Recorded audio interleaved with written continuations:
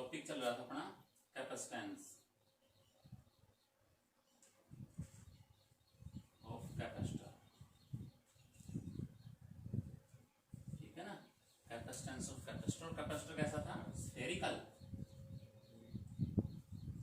हम स्फेरिकल वाली स्टडी कर रहे थे आज, ठीक है। तो ध्यान दे एक बार अच्छे से।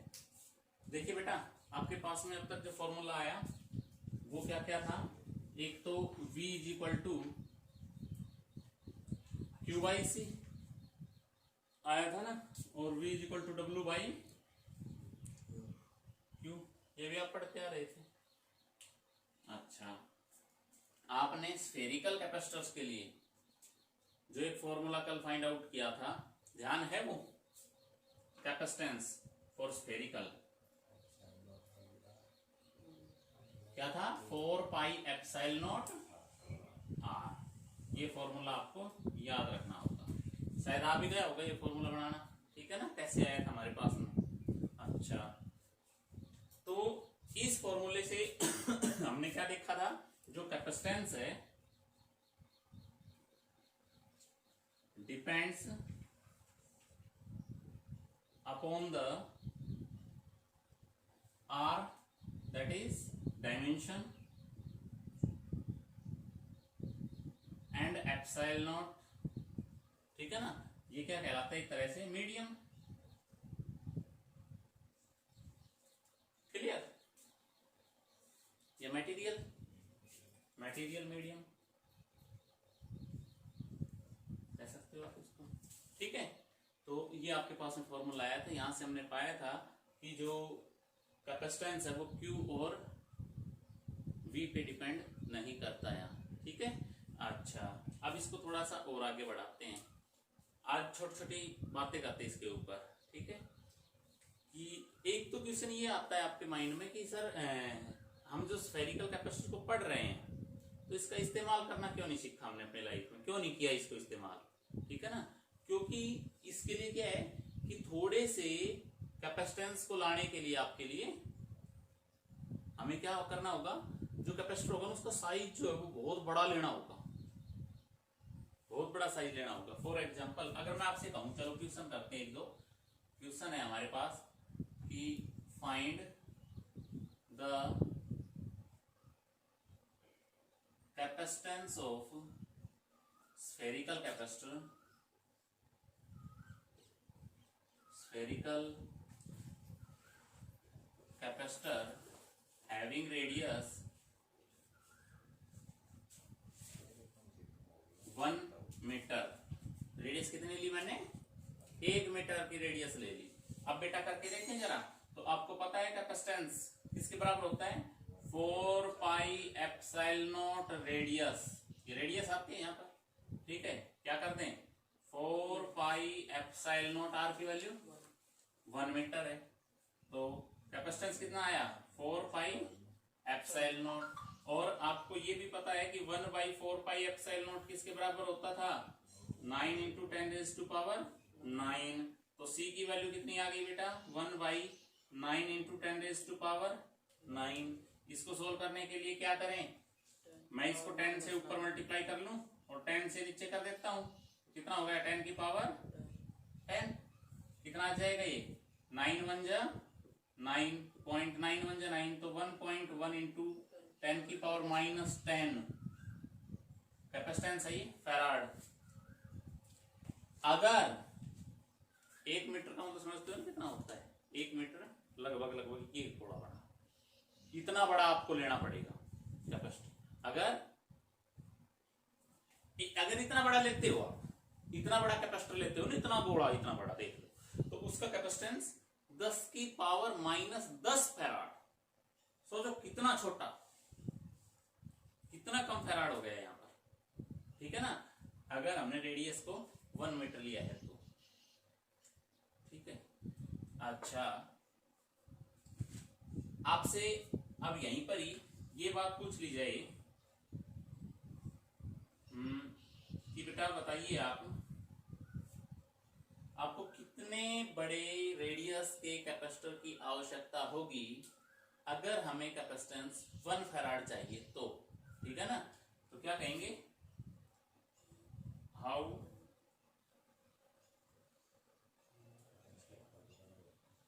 मच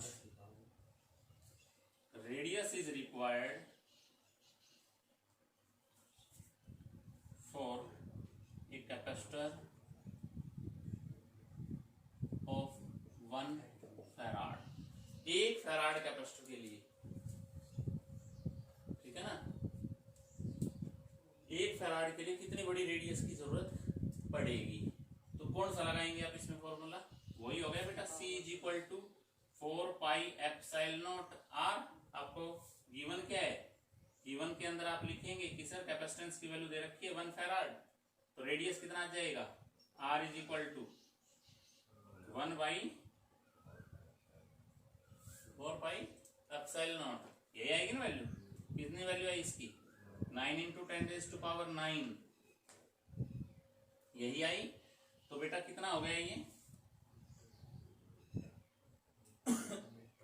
मीटर रेडियस है ना ये, और मीटर में आएगी, फैराड ले रखा है आपने सही में, तो क्या होगा 9 इंटू 10⁹ मीटर। मतलब आप सोचिए जब आपको 1 फैराड कैपेसिटर की आवश्यकता पड़ रही है, ठीक है ना, इतनी आवश्यकता अगर पड़ रही है तो रेडियस की वैल्यू कितनी आती है 9 इंटू 10⁹ मीटर।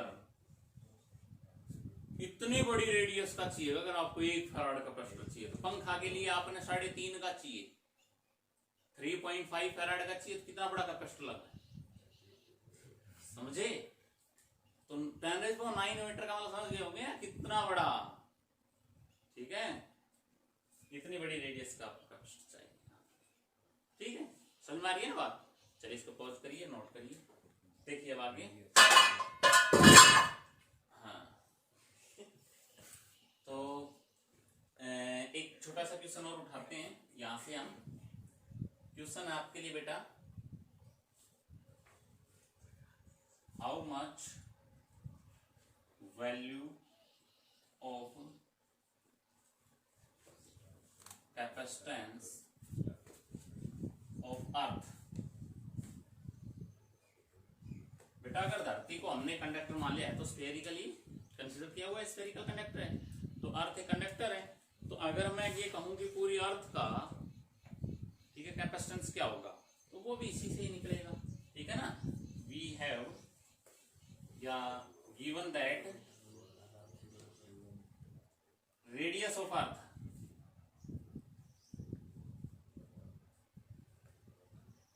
कितना होता है बेटा 6.4 इंटू 10⁶ मीटर, ध्यान है 6400 किलोमीटर। अच्छा, तो आप कह सकते हो भाई वी नाउ कैपेसिटेंस का जो फॉर्मूला हमने कैपेसिटेंस निकालना है, C इज इक्वल टू क्या आया था formula 4 pi epsilon naught R। आप सोल्व कर दो इसको, C is equal to 1 by 9 into 10⁹ into 6.4 into 10⁶, ठीक है बेटा। तो C इज इक्वल टू कितना हो गया ये 64/9 गुणा 10 की पावर, भाई इसको हटाने के लिए मैंने एक टाइम कर दिया ना नीचे, तो 10 हो गई ये पावर, ऊपर जाएगी कितनी हो गई, सही है यहाँ तक -4। अब इसको सोल्व करो, 9 7 63, 1 9 1 9 इंटू 10⁻⁻4 फैराड। अब लगा लो हिसाब, क्या अर्थ धरती जितना बड़ा कैपेसिटर लेने का 1 फैराड भी आया, नहीं आया, बहुत कम रह गई वैल्यू, ठीक है ना। तो अर्थ जितना बड़ा अभी अगर हम ले लेते हैं कोई कैपेसिटर, स्फेरिकल कैपेसिटर, तो उसकी रेडियस, यही ड्रॉबैक है इसका, ठीक है ना, यही ड्रॉबैक है कि अगर मुझे थोड़ी सी भी वैल्यू चाहिए कैपेसिटेंस की, तो उसके लिए स्फेरिकल कैपेसिटर मुझे बहुत बड़ा लेना पड़ेगा, ठीक है। तो ये ड्रॉबैक के अंदर भी हम पढ़ेंगे। इस छोटे से न्यूमेरिकल को आप नोट करिए, और एक लास्ट क्वेश्चन आज का करवाते हैं, energy stored by the capacitor. हाँ, ठीक है ना। देखिए बेटा, अब है नेक्स्ट डेरिवेशन। जो कैपेसिटर होता है वो एनर्जी स्टोर कैसे करता है, energy stored by the capacitor, energy stored by the capacitor, ठीक है ना। ध्यान रखना कौन सा कैपेसिटर चल रहा है, ये स्फेरिकल, ठीक है, अब सुनो बेटा, बिल्कुल ही इजी वे से मैं करवाता हूँ इसको। देखो बिल्कुल आसान से लिमिट तोड़ करके ना इसको जब करेंगे, ये एक कैपेसिटर लिया मैंने स्फेरिकल, जिसकी रेडियस ले ली r, this is the radius of the capacitor, ठीक है बेटा। अच्छा, इसके अंदर कुछ चार्ज है। अच्छा, इसकी हम स्टेज बनाएंगे अब चार्ज की, कि हमें नहीं पता था क्या चार्ज है क्या नहीं, एक बार कुछ चार्ज दिया। तो स्टार्टिंग में मैं आपसे एक बात पूछता हूं कि या चलिए एक चार्ज मैं इसके ऊपर लेकर के आ रहा हूं, मान लो मैंने ये क्यू चार्ज इसके ऊपर लेकर के आना है, तो किस फॉर्म में लेके आना पड़ता है बताया था ना आपसे, छोटे छोटे चार्जेस की फॉर्म में, डी क्यू की फॉर्म में लेके आना पड़ता है इसको, D Q D Q D Q ये चार्ज आएंगे। और इसके ऊपर कुछ पोटेंशियल था V, तो वो चेंज कर रहा है। वर्क, कुछ आप वर्क भी कर रहे हो उस चार्ज को लाने में, ठीक है ना। किस चार्ज को लाने में आप वर्क कर रहे हो, क्यू को या डी क्यू को, डी क्यू को, ठीक है ना। तो D Q D Q D Q, total तो वर्क आप क्यू चार्ज को लाने में करोगे, बट वो जो वर्क कर रहे हो ना वो स्मॉल एलिमेंट्स के अंदर कर रहे हो, D Q D Q D Q के लिए, ठीक है ना। तो आप क्या लिखोगे, द वर्क डन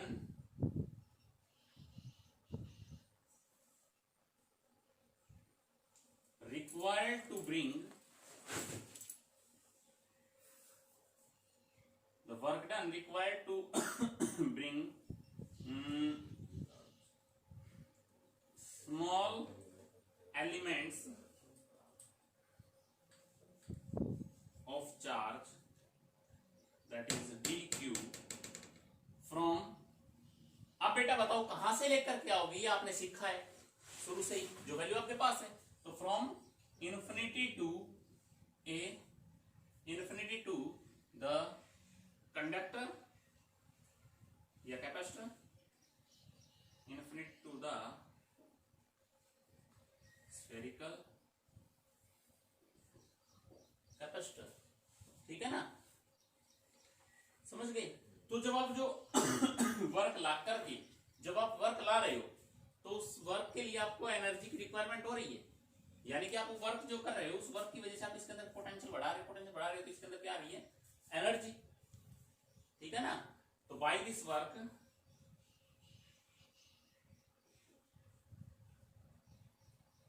इस वर्क के द्वारा कैपेसिटर स्टोर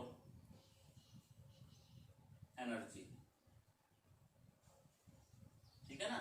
यानी कि क्या कर रहा है, ये चार्ज को स्टोर कर रहा है, चार्ज स्टोर हो रहा है यहां पर, ठीक है ना, चार्ज स्टोर हो रहा है in the form of energy. बताई थी नहीं बात तो कैपेसिटर के अंदर, जब आप चार्ज ला के दे रहे हो इसको, तो चार्ज को स्टोर करवा रहे हो, और चार्ज है वो एनर्जी की फॉर्म में स्टोर हो रहा है। लेकिन कब हो रहा है वो, जब आप वर्क कर रहे हो उस चार्ज को लाने में, ठीक है। अब बेटा यहां से मैं छोटी छोटी बातें तोड़ता हूं, देखना कि एक वो कंडीशन जब टाइम मैंने जीरो ले रखा था, बिल्कुल आसान तरीके से, टाइम जब जीरो था तो बताओ कैपेसिटेंस कितना था, टाइम जब जीरो था तो चार्ज कितना था, ये बताओ पहले। चार्ज जीरो था, यानी कि स्टार्टिंग में चार्ज, टाइम मतलब मैंने शुरू ही नहीं किया था वर्क, चार्ज जीरो था, तो बेटा कैपेसिटेंस कितना था, क्या हो भाई, V था ना। और पोटेंशियल कितना था, पोटेंशियल कितना था, जीरो, चार्ज जीरो है। सुनना मेरी बात, ये कब है कंडीशन, टाइम जीरो था, मैं चार्ज को लाने नहीं लगा हूं, वर्क नहीं करने लगा हूं, उस वक्त ये कंडीशन सारी जीरो थी। क्या क्या चीजों की जरूरत होगी, जब टाइम जीरो था तो चार्ज और पोटेंशियल, ये दो ही चीजें तो आएंगी पहले, ठीक है ना। कैपेसिटेंस बाद में फाइंड आउट कर लेंगे हम, ये बात हो गई। अब क्या कहा बेटा, किसी ने कहा कि सर कुछ टाइम हुआ t, कुछ टाइम हुआ जहां पर जो चार्ज लेकर के आए ना, ये लेकर के आए q, स्मॉल q चार्ज आया, तो पोटेंशियल कितना हो गया, v इक्वल टू क्या हो भाई, क्या हो गया पोटेंशियल, क्या हो भाई, समझ गए इतनी बात। अब t टाइम के ऊपर, जब कंप्लीट हुआ मेरा टाइम इसका, तो उस दौरान चार्ज कितना आ गया इसके ऊपर, हमने क्या था कि भाई क्या होगा इसके ऊपर चार्ज, कंप्लीट चार्ज, तो Q की वैल्यू क्या हो गई Q, तो पोटेंशियल कितना हो गया V is equal to Q by C। समझ गए?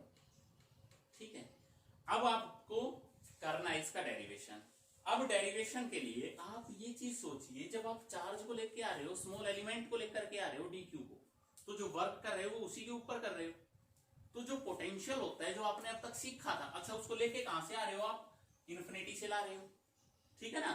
तो आप क्या कहोगे, पोटेंशियल डिफरेंस, ठीक है ना,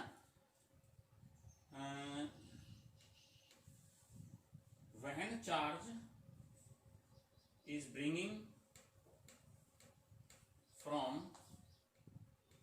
infinity, इन्फिनिटी से जब आप लेकर के आ रहे हो तो पोटेंशियल क्या बनेगा बेटा बताओगे जरा, V माइनस V इन्फिनिटी। भाई V तो क्या, ये इसका पोटेंशियल जो मैंने माना था, समझ रहे हो ना, ये इसका पोटेंशियल और माइनस ऑफ V इन्फिनिटी, भाई फाइनल माइनस इनिशियल, ये फाइनल क्यों है, देखो ध्यान दो, फाइनल V पोटेंशियल कब आया मेरे पास, जब सारा का सारा चार्ज पे ट्रांसफर हो गया था, है ना, तो final potential minus initial potential बराबर किसके होता था, वर्क अपॉन चार्ज।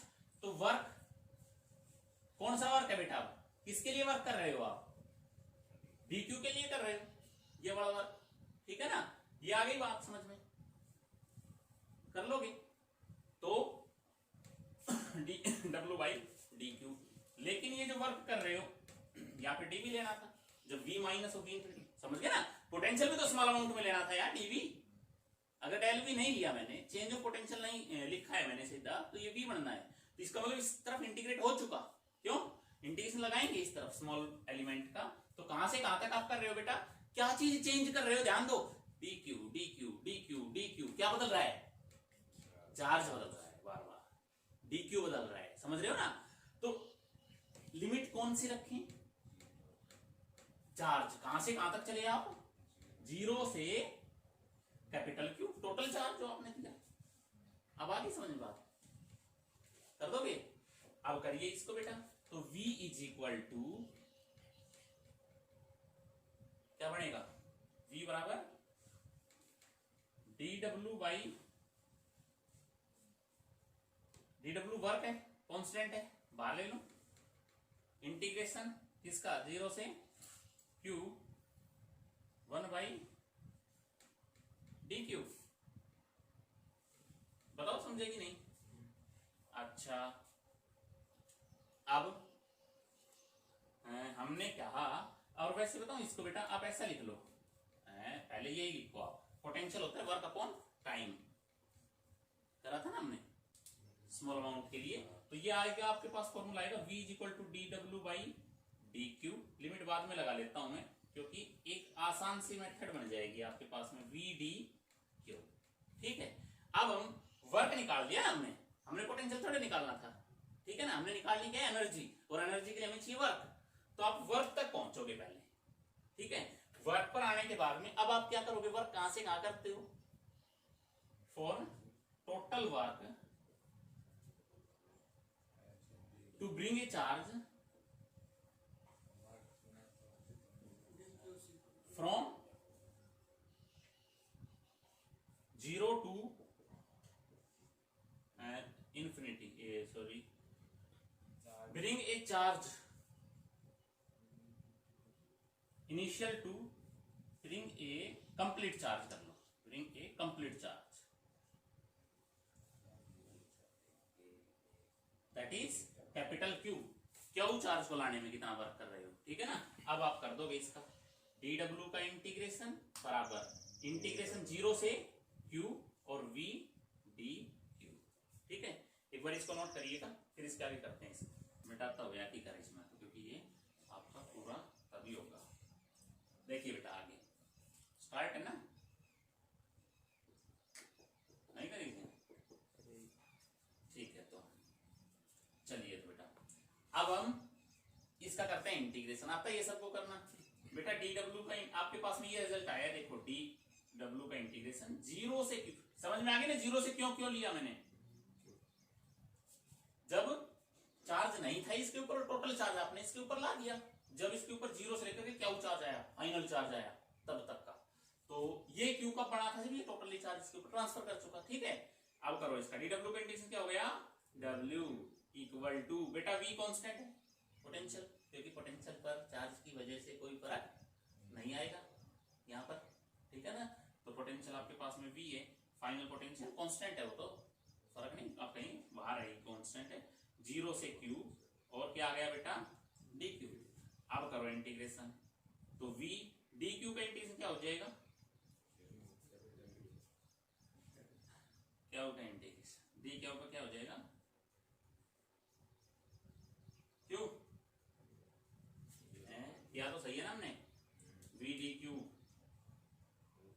हाँ चलो चलो एक मिनट बेटा, डी क्यू का इंटीग्रेशन कैसे कर देंगे बिना फंक्शन के, ठीक है ना, फंक्शन तो है ही नहीं आपके पास में, तो आप लेकर के आओ, v को बना लो, ये लो, एज वी नाउ पोटेंशियल किसके बराबर होता है, क्या हुआ ये सी, कैसे भी कर लो, इसके सारे फॉर्म बताऊंगा मैं, ठीक है ना, जैसे तुम कह रहे हो तुम्हारे माइंड में ये आई होगी बात, जल्दी फिर बदल दी गई, ठीक है ना, तो क्यों बदला, और नहीं बदलता तो क्या आता वो भी करेंगे, तो देखो डब्ल्यू आ गया, ये डी डब्ल्यू का इंटीग्रेशन इक्वल टू, बेटा इंटीग्रेशन क्या था, जीरो से, ध्यान देना इधर, क्यू वी की value Q by C D Q, अब दिख जाएगा जिसको इंटीग्रेशन की थोड़ी सी नॉलेज है वो बता सकता है कि मैंने ऐसा क्यों किया था, तो जीरो से क्यू क्यू डी क्यू, अब आ गया इंटीग्रेशन की फॉर्म, ठीक है ना, अब आप करोगे तो बेटा क्या आ जाएगा, W इज इक्वल टू, अच्छा ये वाला इंटीग्रेशन मैं बता ही देता हूं यहाँ पर, माइंड में डाउट ना रहे आपके कि मैंने V से Q बाई C में क्यों लिखा बेटा, जो V है ना, V की टर्म में अगर क्वेश्चन को सोल्व करोगे तो कैसे करोगे, अगर आप डी क्यू को और लिमिट को क्यू की ले रहे हो तो फंक्शन तो वो आएगा ना जिस चीज के ऊपर ऑपरेट कर रहे हो, आप किसके ऊपर ऑपरेट कर रहे हो, चार्ज के ऊपर कर रहे हो, चार्ज लेते आ रहे हो, ठीक है ना, तो उस V को जितना हो सके आप चार्ज की फॉर्म में तोड़ेंगे, ठीक है, फिर उसका इंटीग्रेशन करेंगे, क्लियर है बात, तो करिए अब इसको 1/c बाहर भाई, क्या होगा इंटीग्रेशन बताओ जल्दी से, अब क्यू डी क्यू में क्यू का integration Q by Q square by 2, limit zero से क्यू, ठीक है, अब ध्यान दो, वर्क बराबर 1/c इंटू, बेटा लिमिट अप्लाई करो, क्या आएगा Q square by 2, work is equal to 1/c into Q square by 2, यही आएगा बस, minus of zero, limit apply करेंगे तो आगे अच्छे समझ में। अब करो इसको बेटा, फॉर्मूले को सही तरीके से लिख दो, वर्क बराबर 1/2 Q square by C, 1/2c और ऊपर क्या आ गया क्यू स्क्वायर। बताओ यहां तक कोई डाउट है तो, अरे आया कि नहीं फॉर्मूला, यही क्या है एनर्जी, यही क्या है एनर्जी जो स्टोर की जाती है किसके द्वारा, कैपेसिटर के द्वारा, दैट इज द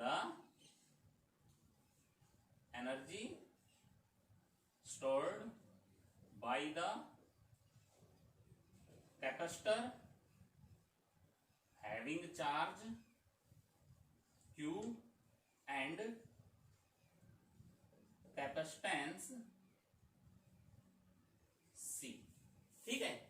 अब इसी को ही अब थोड़ा सा और आगे की तरफ, इसको मैं मिटा दूं ना, उतार तो लिया था ये वाला, ठीक है, तो सभी ने नोट कर लिया था, मैं मिटा रहा हूं इसको भाई।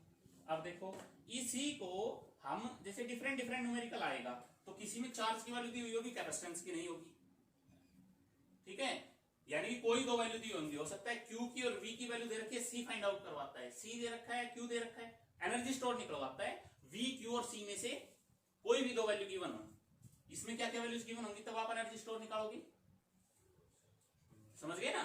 तो जो ये एनर्जी स्टोर आई है U बराबर आपके पास में half of Q square by C आया है, ठीक है ना, ये जब चार्ज और कैपेसिटेंस दे रखा हो तब। अब आपसे मैं कहूं कि Q का फॉर्मूला क्या होता है बेटा, यहां से V बाई, बता होगा कि नहीं, Q V बाई सी होगा ना, तो देन इक्वेशन प्लस क्यू का वीसी, सॉरी क्या होगा, वीसी। ठीक है, तो पुट कर दें तो एनर्जी स्टोर कितनी होगी, U is equal to half of, बेटा Q की जगह पर VC लिखोगे आप, तो VC का स्क्वायर बाई C क्या आएगा, half of V square C। कब, when potential and capacitance given. तो एनर्जी स्टोर का फॉर्मूला ये होगा, रह जाएगी बात याद। अच्छा, अब बेटा C क्या होता है, Q बाई V होता है ना, then equation first becomes, it also give a formula U is equal to, ठीक है ना, कितना U कह सकते हो बेटा, U बराबर W, क्यों कैसे भी लिख सकते हो आप इसको, तो W इज इक्वल टू कितना बन जाएगा बेटा, half of Q square by C। C कितना है, Q बाई V। क्यों भाई, C की जगह पर मैंने क्या लिखा, Q बाई V, एक Q कैंसिल, तो एनर्जी कितनी आई आपके पास में, हाफ ऑफ QV।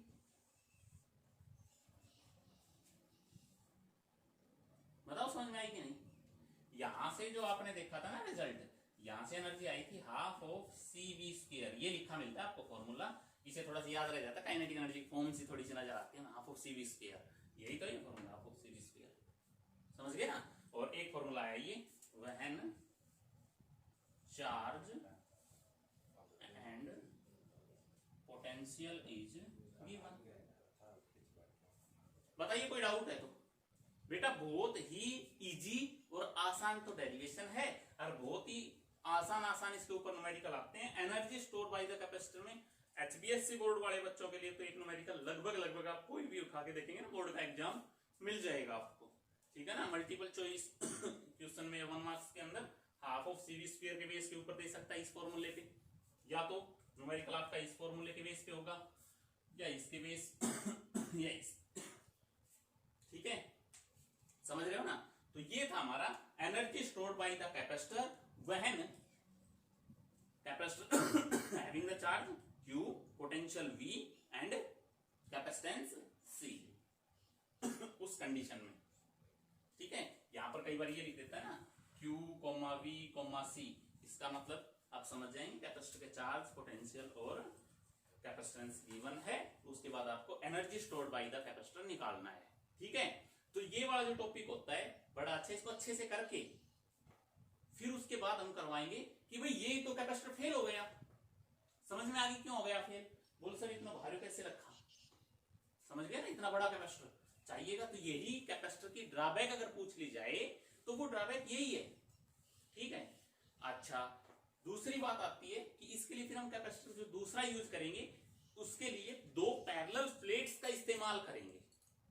जो सिलेंड्रिकल कैपेसिटर बना हुआ है, ठीक है ना, वो अब पैरेलल प्लेट्स तो आप स्फेरिकल के अंदर भी यूज कर लेते हैं, ठीक है ना, यानी कि पैरेलल प्लेट को यूज करना है, यानी कि कैपेसिटर को एक तरह से आपने अगली दूसरी वाली क्वालिटी बना दी उसकी कैपेसिटर की, ठीक है ना। तो जो नेक्स्ट हम पढ़ाएंगे उसमें क्या आएगा नेक्स्ट लेक्चर के अंदर, principle of parallel plate capacitor, ठीक है ना। तो आप इस पेपर अच्छे तरीके से कर लीजिए।